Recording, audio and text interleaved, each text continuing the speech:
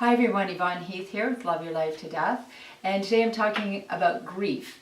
And why should I talk about grief so much? Because I have talked about it in the past, but you know, the reason for this is because grief shows no mercy. It arrives unannounced, uninvited.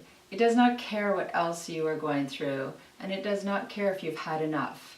And grief is part of living and loving, and we grieve our whole lives in many different ways.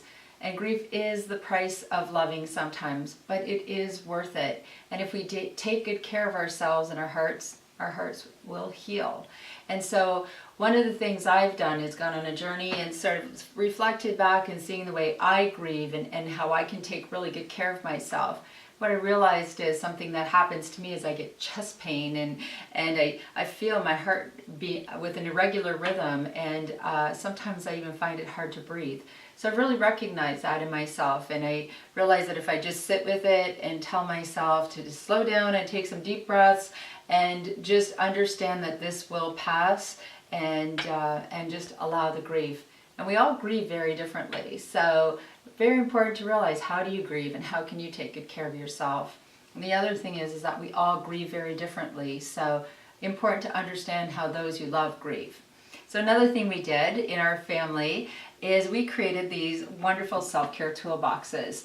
And what they are for is when you are grieving or sad or lonely, even just having a hard day. This is something that tangibly you can go to remind yourself of wonderful times or supportive people in your lives. So this is my self-care toolbox over here, and I have an array of wonderful things that people have knit me, chemo patients and kids from camp.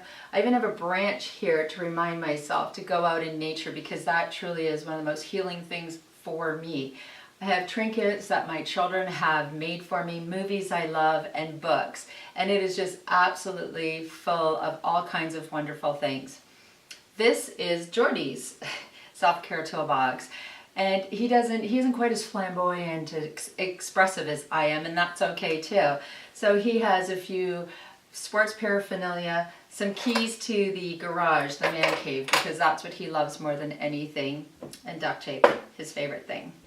Jaden, our beautiful daughter, is also very different, and she is very deep and soulful. She reads Chicken Soup for the Soul. She has this beautiful puppet that Shelley King made with us. And she journals, and her photo album, there's so many things in there that mean so much to her. And DIYs, do-it-yourself crafts. She just knows those are all the things that are going to help her feel better. And this would be Tanner's, our wonderful son, who absolutely, I don't know if this is a proud thing, but he absolutely loves Jim Carrey, and he's kind of quite a bit like him actually.